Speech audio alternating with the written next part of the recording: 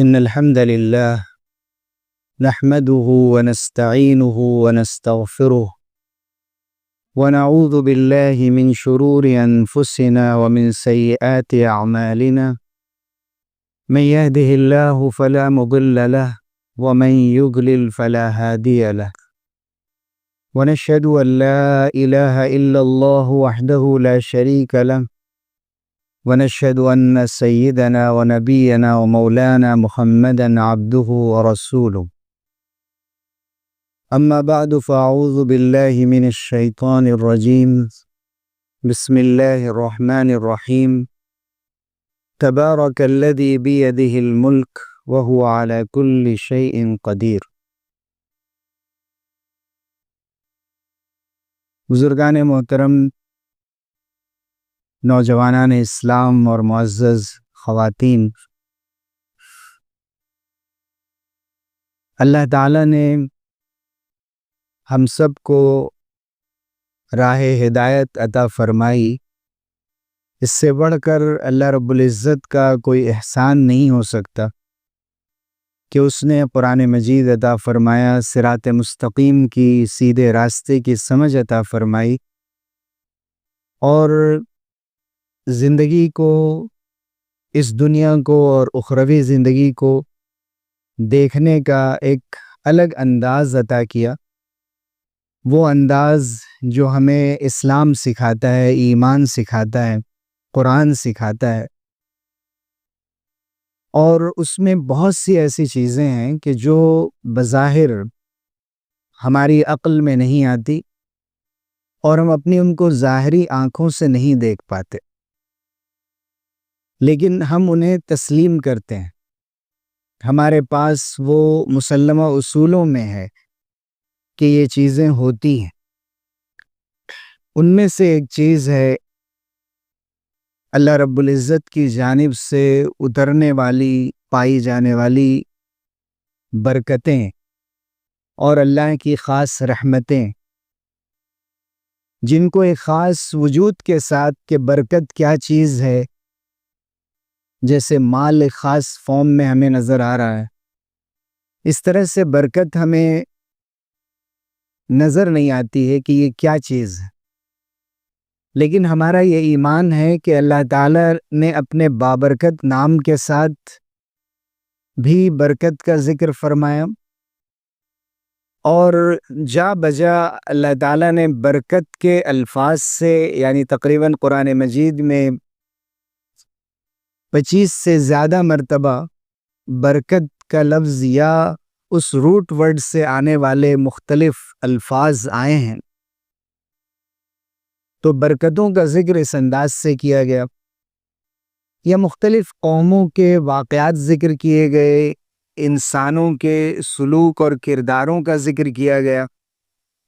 اور یہ دکھایا گیا کہ کہاں پر برکت ہوئی، کہاں نہیں ہوئی، کہاں اللہ نے برکت عطا فرمائی، کہاں چھین لی۔ چاہے وہاں برکت کا لفظ نہ آیا ہو، لیکن ہم اپنی معلومات، اپنی سمجھ، اپنے علم سے سمجھتے ہیں کہ یہ برکت کا نتیجہ ہے، اور فلاں جگہ پر سب کچھ رہتے ہوئے برکت چھین لی گئی، تو اس کا صحیح نتیجہ، صحیح رزلٹ ان کو حاصل نہیں ہو سکتے۔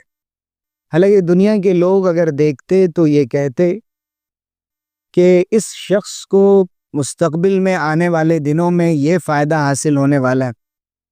اور اس شخص کو کچھ بھی حاصل نہیں ہوگا، لیکن اللہ تعالیٰ نے نتائج کو بدل دیا، اور اللہ کی جانب سے کس عمل کو کس طرح قبول کیا گیا اور اس کے اثرات زندگی پر، مال پر، رزق پر، عمر پر، صحت پر اس طرح پھیل گئے کہ بالکل دنیا والے حیران رہ گئے کہ ایسا کیسے ہو سکتا ہے۔ ہمارے اندازے غلط ثابت ہوئے، ہماری سوچ غلط ثابت ہوئی۔ خود سرور دو عالم صلی اللہ علیہ وسلم کی زندگی اس کی سب سے بڑی گواہ ہے کہ 40 سال کی عمر میں آپ کو نبوت ملتی ہے، 23 سال آپ کو کام کے لیے وقت ملتا ہے، 23 سال میں شادی بیاہ بھی ہے، بال بچے بھی ہیں، گھریلو سارے کام بھی ہیں، اور لوگوں سے ملنا جلنا بھی ہے، مہمانوں کا استقبال بھی ہے، نماز کی امامت بھی ہے، سفر بھی ہے، اور جو دعوتی وفود اور ڈیلیگیشنز آتے تھے ان کو ویلکم کرنا، ان کو ٹھہرانا، ان سے ملنا، ان سے ڈیبیٹ کرنا، صحابہ سے الگ الگ ان کے مسائل، نجی مسائل کو حل کرنا، پھر قافلے روانہ ہو رہے ہیں دعوتوں کے، جہاد کے، ان کو ترتیب دینا، یعنی بے شمار کام ہے۔ اگر کوئی ہم میں سے اپنی 23 سال کی زندگی کو طے کرے کہ ہم 23 سال کی زندگی میں، چاہے وہ 40 کے بعد ہو، 40 سے 63 کے درمیان ہم نے کتنے کام کیے، ہم نے کیا کیا چھوڑا ہے جس کو یاد کیا جائے، جس کا فائدہ دین کے ماننے والوں کو، انسانیت کو، ملت کو، قوم کو، وطن کو پہنچ رہا ہو اور وہ جاری رہے۔ ہم میں سے ہر شخص سوچے کہ ہم نے اپنی زندگی کے 23 سال نہیں، 30 سال، 40 سال، 50 سال میں کیا کوئی ایسا کام کیا کہ جس کا تذکرہ باقی رہے، جس کا فائدہ باقی رہے۔ وَأَمَّا الزَّبَدُ فَيَذْهَبُ جُفَاءً فَأَمَّا الزَّبَدُ فَيَذْهَبُ جُفَاءً، یہ جو پانی کے اوپر جھاگ ہے یہ بہہ جاتا ہے سیلاب کے ساتھ اور یہ باقی نہیں رہتا، اس کا کوئی فائدہ نہیں ہوتا۔ وَأَمَّا مَا يَنْفَعُ النَّاسِ فَيَمْكُثُ فِي الْأَرْضِ، جو لوگوں کو فائدہ پہنچانے والی چیز ہوتی ہے وہ زمین میں ٹھہر جاتی ہے، اس کے اثرات باقی رہ جاتے ہیں، اس کے فائدے باقی رہ جاتے ہیں، اس کا ذکر باقی رہ جاتا ہے۔ نام منظور ہے تو فیض کے اسباب بنا، پل بنا، چاہ بنا، مسجد و تالاب بنا، یعنی اگر تمہیں نام منظور ہے کہ اپنا درج کرو اللہ کے رجسٹر میں اچھے اعمال کرنے والوں میں، کارنامے انجام دینے والے لوگوں میں، کہ جن کے بارے میں لکھا جاتا ہے کہ انہوں نے تاریخ بدل کر رکھ دی اور جلی حرفوں سے ان کا نام لکھا جاتا ہے اور سونے کے پانی سے ان کا نام لکھے جانے کے قابل ہے کہ انہوں نے یہ کام کیا ہے، ایسے کارنامے انجام دینے والوں میں اپنا نام شامل کرو۔ اگر تم چاہتے ہو کہ تمہارا نام اس میں آئے تو پھر تمہیں چاہیے کہ تم اللہ کے لیے کام کرو، جس کی چند مثالیں یہاں پر دی گئی۔ ہر شخص کے ماحول کے اعتبار سے، اس کے گھریلو حالات کے اعتبار سے، وہاں کے تقاضوں کے اعتبار سے الگ الگ ذمہ داریاں ہو سکتی ہیں، الگ الگ کام ہو سکتے ہیں، لیکن ہم نے کیا اپنے ذہن و دماغ میں طے کیا ہے کہ ہمیں یہ کرنا ہے؟ صحابہ کرام رضی اللہ عنہم اجمعین کی مثالیں دیکھ لیجئے، یہی ناخواندہ بے پڑھے لکھے لوگ، امیین کہا گیا جن کے بارے میں سورہ جمعہ میں کہ بے پڑھے لکھے لوگ، رسول اللہ صلی اللہ علیہ وسلم نے ان کے ضمیر کو بیدار کیا، ان کو جگایا، جھنجھوڑا، ان کو ان کی انسانیت یاد دلائی، ان کو بتایا کہ تمہارے اندر جو انر پاور ہے وہ کتنا زیادہ ہے، صرف ضرورت ہے کہ تمہارے اندر ولنگنس ہونا چاہیے، خواہش ہونی چاہیے، تمہارے اندر جذبہ ہونا چاہیے۔ صحابہ نے دکھا دیا کر کے۔ حضور اکرم صلی اللہ علیہ وسلم کے بعد 20-25 سال کے اندر دنیا کے اکثر خطوں میں اسلام پہنچ گیا، اور اسلام کمزور حالت میں نہیں پہنچا، جہاں پہنچا اپنی شہرت کے ساتھ، اپنے چرچے کے ساتھ، ناموری کے ساتھ، خصوصیات کے ساتھ، اس تذکرے کے ساتھ کہ مسلمان ایسے ہوتے ہیں، اگر یہ لوگ ہمارے یہاں رہ گئے بہار آ جائے گی اور فضا بدل جائے گی، ماحول بدل جائے گا، ان کو جانے مت دو۔ تاجر پہنچے تو لوگوں نے ان کے دامن تھام لیے، یہ ملیشیا اور انڈونیشیا اور یہ سارے ممالک تاجروں کے ذریعے سے یہاں اسلام پہنچ، ہر جگہ علماء نہیں پہنچے، جہاں علماء پہنچے وہاں لوگوں نے روک لیا، جہاں دائی حضرات پہنچے وہاں لوگوں نے روک لیا، جہاں صوفی پہنچے وہاں لوگوں نے روک لیا۔ کیوں؟ وَأَمَّا مَا يَنْفَعُ النَّاسِ فَيَمْكُثُ فِي الْأَرْضِ، ایک ایک شخص نکل گیا، اللہ نے مقدر کیا اس کے لیے، اپنے وطن سے نکلا، دور دراز سینکڑوں میل جا کر وہ کوئی کشمیر کی وادی میں بیٹھ گیا اور کوئی کسی اور علاقے میں دور دراز چلا گیا، اور وہاں اللہ تعالیٰ نے ایک شخص کی نگاہ سے اور اس کی محنت سے اور اس کی دعاؤں سے، اس کی مسلسل کاوشوں سے اور لوگوں کی اصلاح کی برکتوں سے اللہ نے پوری فضا بدل دی، ماحول بدل دیا۔ پوری ہندوستان کی تاریخ تو اس بات پر گواہ ہے۔ اسی لیے برکتوں کو ہمیشہ اپنے ذہن و دماغ میں بٹھانا چاہیے کہ برکت ایک خاص چیز ہے۔ برکت کے معنی ہوتے ہیں نمو، نشو و نما، کسی چیز کا بڑھنا، استقرار، اس کا ٹھہرنا، استمرار، اس میں ہمیشگی کہ مسلسل وہ چیز چل رہی ہے۔ ایک کام شروع ہوا تو برکتوں کے ساتھ، وسعت کے ساتھ، پھیلاؤ کے ساتھ وہ آگے بڑھتا رہا، اور یہ برکت صرف اور صرف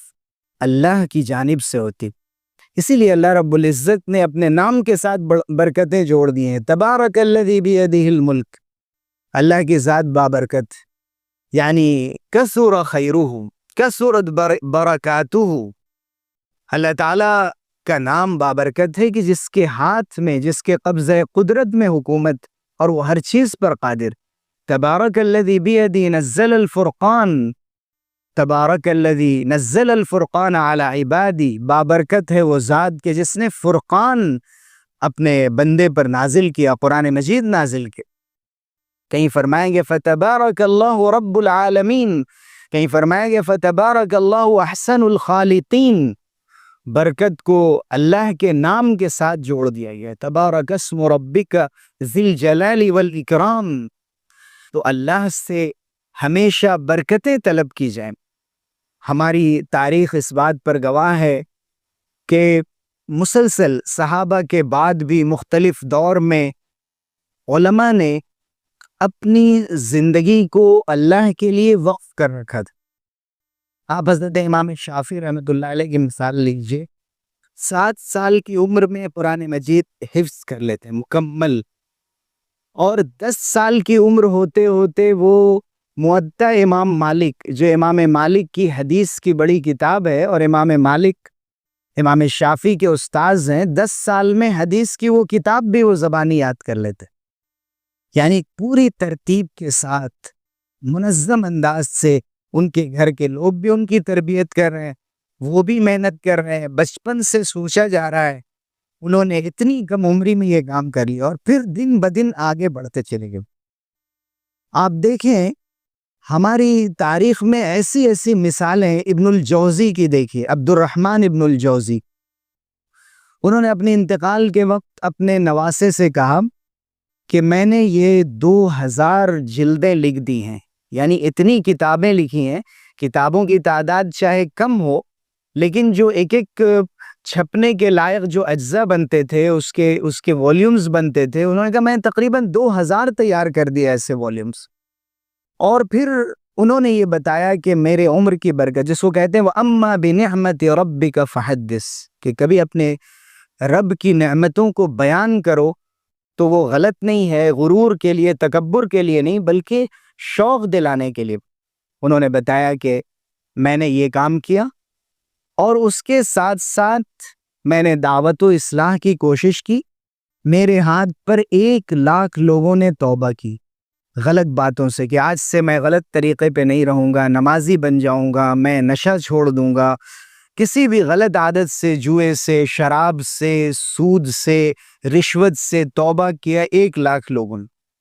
پھر بتایا کہ 20,000 یہودیوں اور عیسائیوں نے میرے ہاتھ پر اسلام قبول کیا۔ یہ ایک مثال دے رہا ہوں میں۔ اس کے علاوہ آپ شیخ عبد القادر جیلانی رحمۃ اللہ علیہ کو آپ دیکھ لیں، یہاں خواجہ معین الدین چشتی رحمۃ اللہ علیہ کو دیکھ لیں، حضرت نظام الدین اولیاء رحمۃ اللہ علیہ کو دیکھ لیں، یہ سب مشہور نام ہیں۔ لیکن علماء کی یہی تاریخ رہی ہے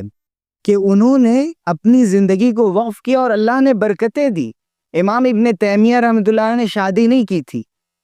حضرت امام نووی رحمۃ اللہ علیہ حدیث کے بہت بڑے عالم تھے، شادی نہیں کی تھی، 45 سال کی صرف عمر پائی، انقلاب پیدا کر دیا۔ اتنی کتابیں لکھی ہیں، اتنے کام کیے ہیں، جو آج ریفرنسز کے لیے ہم لوگوں کو آسانی کے ساتھ چیزیں مل جاتی کہ بھائی قرآن مجید عربی میں، احادیث عربی میں، تو ہمارے پاس یہ جو 2 سورسز ہیں، ان کی تشریح کہاں ہے؟ ان کی جو کمنٹری ہے، ان کی تفسیر ہے، ان کی تشریح، انہی کتاب، وہ بھی عربی میں، وہ بھی اللہ تعالیٰ نے عربی زبان کو بھی محفوظ کیا، قرآن کو بھی محفوظ کیا، اور قرآن سے جو چیز چھو گئی ان سب کو محفوظ کر دیا۔ ان تمام علماء کے نام محفوظ کر دیے، ان کی تاریخیں محفوظ کر دیں، ان کے کام موجود ہیں، اور آج جو مینuscripts ہیں پوری دنیا میں آج تک نکال کر وہ شائع کی جاتی ہیں، اور حیدرآباد میں دائرۃ المعارف سے پہلی مرتبہ ان علماء کی بے شمار کتابیں شائع ہوئی تھی جو عرب تک پہنچی، اور اس وقت لوگ کہتے تھے کہ ہمارے علماء کی کتابیں دکن میں شائع ہوئی اور وہاں سے آئی ہیں۔ آج دائرۃ المعارف اللہ تعالیٰ اس کو زندہ کرے، قسم پرسی کا شکار ہے، آج حکومت کی نکاح بد کا شکار ہے، آج وہاں کے لوگوں کو وقت پر تنخواہیں بھی میسر نہیں ہیں، اور کام کیا ہوگا۔ لیکن ایک عروج کے وقت کی بات کر رہا ہوں میں، کہ جس وقت لوگوں نے کام کیے تو اللہ نے ان کو برکتیں دی۔ ابن نفیس تھے، ابن نفیس کوئی بہت بڑے عالم، شرعی عالم نہیں تھے، لیکن دنیاوی علوم، طب کا علم اور دوسرے سائنسی علوم اللہ نے ان کو دے رکھے تھے، اور حافظہ اتنا قوی تھا کہ انہوں نے الشامل نام کی کتاب 80 جلدوں میں لکھی، اور لکھنے والے لکھتے ہیں کہ اگر وہ مکمل کرتے تو 300 والیوم میں وہ کتاب جاتی، اور حافظے سے لکھاتے تھے۔ وہ دیوار کی طرف رخ موڑ کر بیٹھ جاتے تھے اور ڈکٹیٹ کراتے رہتے تھے، اور لکھنے والے لکھتے رہتے تھے، اور قلم کو پہلے تیار کر کے رکھا جاتا تھا کہ عمر کا کوئی حصہ بھی قلم کو بنانے میں اور کاٹنے میں، چونکہ لکڑیوں کے قلم ہوتے تھے اور ان کو انک میں ڈبو کر لکھا جاتا تھا تو اس میں ضائع نہ ہو، پہلے سے قلم تیار کرنے والے الگ بیٹھے رہتے تھے، اور ساتھ ساتھ وہ کام چلتا رہتا تھا۔ یہ مثال ہے اس بات کی کہ جب انسان طے کرتا ہے کہ ہمیں کوئی کام کرنا ہے، یکسو ہونا ہے، بڑا کام کرنا ہے، بڑے ارادوں کے ساتھ کرنا ہے، دنیا کی ان چھوٹی چھوٹی لذتوں میں اپنے دامن الجھنے نہیں دینا ہے، اپنے قدم کو دنیا کی ٹھوکروں سے ٹھوکریں کھا کر گرنے نہیں دینا ہے، لڑکھڑانے نہیں دینا ہے، پھر اللہ رب العزت اس سے بڑے کام لیتے ہیں اور وہ کام باقی رہتے ہیں۔ حضرت حکیم ابن حزام رضی اللہ عنہ نے حضور اکرم صلی اللہ علیہ وسلم سے کچھ طلب کیا، ہو سکتا ہے اپنا حق ہی مانگا ہو، حضور اکرم صلی اللہ علیہ وسلم نے ان کو عطا کر دیا، ان کو دے دیا، پھر انہوں نے مانگا، پھر ان کو دے دیا، پھر حضور اکرم صلی اللہ علیہ وسلم نے فرمایا ان هذا المال خضرۃ حلوۃ، یہ جو مال ہے یہ دیکھنے میں بڑا خوبصورت ہے۔ خضرہ کے معنی ہوتے ہیں سرسبز و شاداب، ہرا بھرا، دیکھنے میں بڑا خوبصورت لگتا ہے، اور اگر یہ دینار و درہم میں آپ تصور کریں، سونے چاندی کے سکوں میں، تو وہ کتنا خوبصورت لگتا ہوگا، اس کا تصور بھی نہیں کیا جا سکتا۔ اور حلوہ، اس کا مزہ بھی بہت اچھا ہے، بہت ہی مٹھاس ہے اس کے اندر، لیکن فرمایا کہ فمن اخذہ بسخاء نفس بورک لہ فی، جو دل کی سخاوت کے ساتھ اس مال کو حاصل کرے گا اس کے مال میں برکت رکھ دی جائے گی۔ ومن اخذہ باشراف نفس لم یبارک لہ فی، جو لالچ کے ساتھ، حرص کے ساتھ، اور ایسا لگتا ہے کہ وہ مال ہی سب کچھ ہے اس کے لیے، اگر اس جذبے کے ساتھ وہ مال کو حاصل کرتا ہے اس کے مال میں برکت نہیں رکھی جائے گی۔ کہیں حضور اکرم صلی اللہ علیہ وسلم نے اسی مال کی برکت کے بارے میں وضاحت فرمائی کہ البیعان بالخیار ما لم یتفرقا، بیچنے والے اور خریدنے والوں دونوں کے پاس آپشنز ہیں کہ معاملے کو، ڈیلنگ کو ختم کر لے، مکمل کر لیں، یا اسے ختم کر دیا جائے، کینسل کر دیا جائے۔ ما لم یتفرقا، جب تک کہ دونوں ایک دوسرے سے جدا نہ ہو گئے، جب تک مجلس میں ہیں تب تک معاملے کو انہیں ختم کرنے کا اختیار ہے۔ جب مجلس سے چلے گئے، دونوں نے دونوں کو زبان دے دی، معاملہ مکمل کر دیا، صرف وعدے کی بات نہیں، انہوں نے کہا میں نے بیچا، اس نے کہا میں نے خرید لیا، چاہے کسی چیز کی ڈیلیوری ابھی نہ ہوئی ہو، معاملہ فرمایا کہ ہو گیا، چیز دیکھ لی گئی، پسند کر دی گئی۔ پھر آگے آپ نے فرمایا فَإِن صَدَقَا وَبَيَّنَا بُورِكَ لَهُمَا فِي بَيْعِهِمَا، اگر بیچنے والے نے، خریدنے والے نے، دونوں نے سچی بات کہی، کوئی عیب تھا، کوئی فالٹ تھا، کوئی خرابی تھی، اس کو ظاہر کر دیا، بتا دیا، برکت رکھی جائے گی، چاہے وہ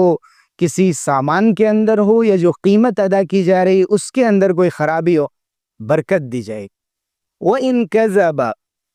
وَكَتَمَ مَحَقَ اللَّهُ بَرَكَةَ بَيْعِهِمَا، اور اگر انہوں نے چھپا کر بیچا، عیب کو چھپا دیا، جھوٹ بول کر اپنا مال فروخت کر دیا، زمین کے کاغذ غلط بتا کر اور بیچ کر اور وہاں سے نکل گئے اور یہ سمجھا کہ میں بہت چالاک ہوں، ہوشیار ہوں، فرمایا گیا کہ ان کے مال کی برکتیں مٹا دی جاتی ہیں۔ یمحق اللہ الربا ویربی الصدقات، خود قرآن نے کہا کہ اللہ تعالیٰ سود کو مٹا کر رکھ دیتا ہے اور صدقے کی برکتوں کو بڑھا دیتا ہے۔ یہ برکتیں وہ چیز ہے جو قرآن سے حاصل ہوتی۔ کتاب انزلناہ مبارک، یہ وہ کتاب ہے کہ جس کو ہم نے نازل کیا، یہ مبارک کتاب ہے۔ اور یہ مبارک کا لفظ خود کتنا مبارک تھا۔ عربوں نے عربی زبان کو نقصان پہنچایا خود اپنے ہاتھوں سے۔ عربی زبان جو فصیح قرآنی زبان تھی اس کو مٹا کر رکھ دیا، بالکل بدوی زبان بولنے لگے اور مبارک جیسے فصیح لفظ کو مبروک سے بدل دیا جس کے عربی میں کوئی معنی ہی نہیں بنتے، لیکن سب لوگ الف مبروک الف مبروک مبروک مبروک بولنے لگے۔ مبارک قرآنی لفظ ہے، یہی عربی لفظ ہے، صحیح لفظ ہے۔ نہ جانے کس کس طرح عربی زبان کو نقصان پہنچایا گیا تاکہ لوگوں کو ان کی اصل سے کاٹ دیا جائے۔ قرآن مجید میں قرآن کو برکت، قرآن سے وابستہ رہا جائے، اللہ رب العزت کی جانب سے برکتیں ہوں گی۔ اللہ رب العزت نے استغفار پر برکتوں کا وعدہ کیا، یا قوم استغفروا ربکم ثم توبوا الیہ یرسل السماء علیکم مدرارا یمتعکم متاعا حسنا۔ کہیں فرمایا کہ آسمان کے دہانے کھول دے گا، بارش ہوتی رہے گی، تمہاری فصلیں تیار ہوں گی۔ کہیں فرمایا کہ تمہاری زندگی بہت ہی آرام کے ساتھ گزرے گی۔ کہیں فرمایا وَلَوْ أَنَّهُمْ أَقَامُوا التَّوْرَاةَ وَالْإِنْجِيلَ وَمَا أُنزِلَ إِلَيْهِمْ مِنْ رَبِّهِمْ لَأَكَلُوا مِنْ فَوْقِهِمْ وَمِنْ تَحْتِ أَرْجُلِهِمْ۔ اگر انہوں نے تورات اور انجیل کو قائم کیا ہوتا اور انہوں نے جو ان کے پاس ان کے رب کی جانب سے یعنی قرآن مجید نازل کیا ہے اس پر اگر عمل کیا ہوتا تو وہ اوپر سے کھاتے، نیچے سے کھاتے، یعنی اللہ تعالیٰ بیش بہا نعمتیں عطا فرماتا اگر وہ عمل کر رہے ہوتے۔ کہیں فرمایا گیا کہ وَلَوْ أَنَّ أَهْلَ الْقُرَىٰ آمَنُوا وَاتَّقَوْا لَفَتَحْنَا عَلَيْهِمْ بَرَكَاتٍ مِّنَ السَّمَاءِ۔ اگر یہ بستیوں والے اور شہروں والے ایمان لاتے، تقوی اختیار کرتے، ہم ان پر آسمانوں کی برکتیں کھول دیتے۔ وَلَكِنْ كَذَّبُوا فَأَخَذْنَاهُمْ بِمَا كَانُوا يَكْسِبُونَ۔ جب انہوں نے جھٹلایا تو ہم نے ان کے کرتوت کی بنا پر ان کی پکڑ کی، ان کو گرفتار کیا، ان کے داروگیر کی۔ اللہ رب العزت نے تو زمین میں انسانوں کو پیدا کرنے سے پہلے برکتیں رکھ دی تھی۔ وَبَارَكَ فِيهَا وَقَدَّرَ فِيهَا أَقْوَاتَهَا، برکتیں رکھ دی تھیں، لیکن ظَهَرَ الْفَسَادُ فِي الْبَرِّ وَالْبَحْرِ بِمَا كَسَبَتْ أَيْدِي النَّاسِ، لوگوں نے اپنے کرتوت سے ان برکتوں کو مٹا دیا۔ ضرب اللہ مثلا قریة كانت آمنة مطمئنة يأتيها رزقها رغدا من كل مكان فكفرت بأنعم الله فأذاقها الله لباس الجوع والخوف بما كانوا يصنعون۔ اللہ نے مثال دی ایک ایسے شہر کی بستی کی جو اطمینان کے ساتھ اپنی زندگی گزار رہے تھے، لیکن جب انہوں نے اللہ کی نعمتوں کی نافرمانی کی، ناشکری کی، تو اللہ نے بھوک اور خوف کا لباس اس کو پہنا دیا۔ مسلمانوں کے لیے درس عبرت ہے اس میں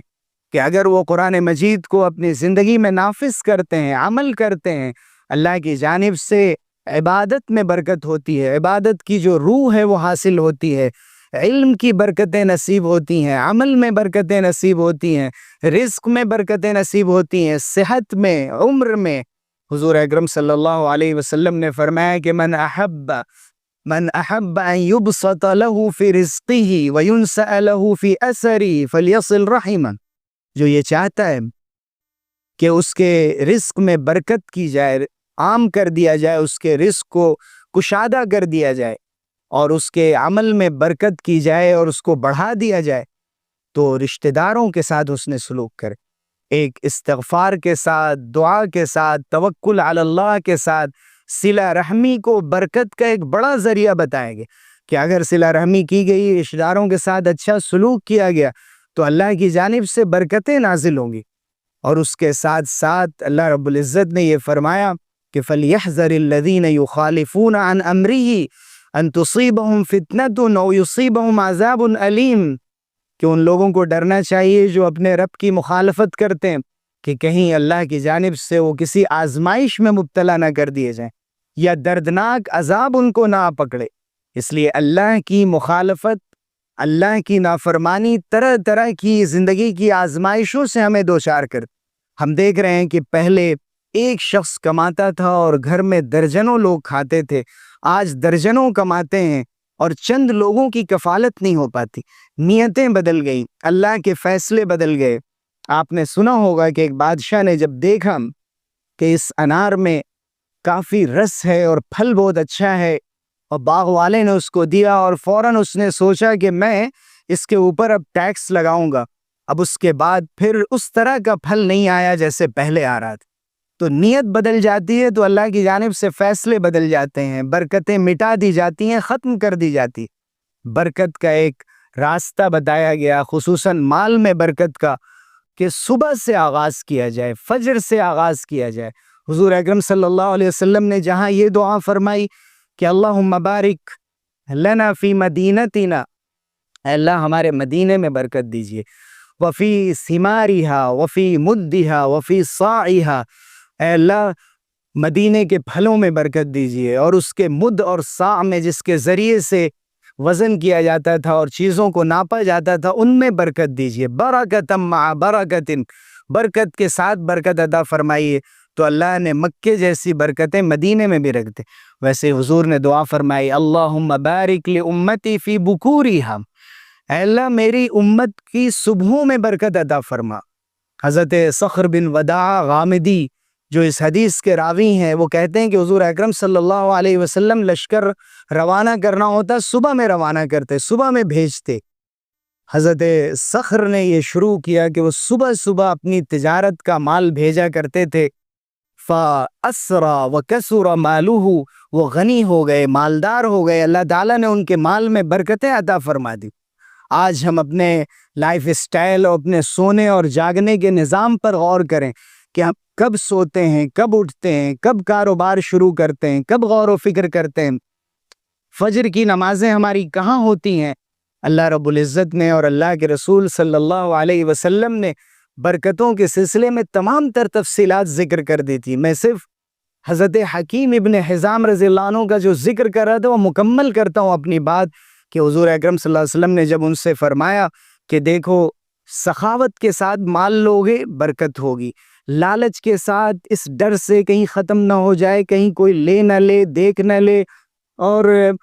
اگر ہم فلاں کا حق ادا کر دیں گے تو خدا جانے میرا مال کم ہو جائے گا، اس نیت کے ساتھ اگر مال حاصل کرو گے تو برکت نہیں رہ جائے گی۔ حضرت حکیم ابن حزام کا جذبہ دیکھیے کہ انہوں نے حضور صلی اللہ علیہ وسلم کے سامنے یہ طے کیا کہ اللہ کے رسول اس ذات کی قسم جس نے آپ کو حق کے ساتھ بھیجا ہے، میں آج کے بعد کسی کے مال میں سے کم نہیں کروں گا، میں کسی کے مال میں سے کچھ نہیں لوں گا۔ حضرت ابوبکر صدیق رضی اللہ عنہ اپنے زمانے میں ان کو بلاتے رہے کہ یہ لو تمہارا حق بنتا ہے، انہوں نے کہا مجھے نہیں چاہیے۔ حضرت عمر رضی اللہ عنہ نے بلایا، لوگوں کو گواہ بنایا کہ دیکھو غنیمت کے مال میں سے یہ حکیم ابن حزام کا مال ہے، انہوں نے کہا کہ میں یہ مال نہیں لوں گا، اور اپنی پوری عمر اسی پر گزار دی کہ اگر مال میں لینے میں لالچ آ گئی، خدا نخواستہ اللہ کی جانب سے برکتیں مٹا نہ دی جائیں۔ یہ استغنا ہے، یہ بے نیازی ہے۔ اس بے نیازی نے نہ جانے کتنے کتنے فقیروں کو بادشاہ بنا دیا۔ علامہ اقبال نے کہا تھا کہ گدائی میں بھی وہ اللہ والے تھے غیور اتنے، کہ منعم کو گدا کے ڈر سے بخشش کا نہ تھا یارا۔ کچھ بھی نہیں تھا ان کے پاس، لیکن ان کے پاس ایک چیز تھی جسے بے نیازی کہتے ہیں، الغنا غنى النفس، کہ وہ جو اصل مالداری ہے وہ دل کی مالداری ہے، کہ انسان اللہ سے اپنے رشتے کو جوڑ لے اور یہ طے کر لے کہ اللہ کے حکموں کے مطابق عمر بھی گزارے گا، اپنی صحت کا بھی استعمال کرے گا، عبادت بھی سنتوں کے مطابق کرے گا، اپنے مال کو بھی اسی اعتبار سے خرچ کرے گا، تو رزق میں برکت کا جو معاملہ ہے ان تمام چیزوں سے ہے، اور اللہ تعالیٰ ان تمام چیزوں میں برکتوں سے نوازیں گے اور ایسے لوگوں میں شامل فرمائیں گے جو صالحین ہیں، ابرار ہیں، متقین ہیں، صدیقین ہیں، اور ان کو محروموں سے بچا کر ایسے نیک بندوں میں شامل فرمائیں گے کہ جن کے زندگی کے ہر لمحے میں اللہ تعالیٰ برکتیں عطا فرماتا ہے۔ اللہ تعالیٰ ہم سب کو ان لوگوں میں شامل فرمائے، ہماری کمی کوتاہیوں کو معاف فرمائے۔ آمین وآخر دعوانا الحمدللہ رب العالمین۔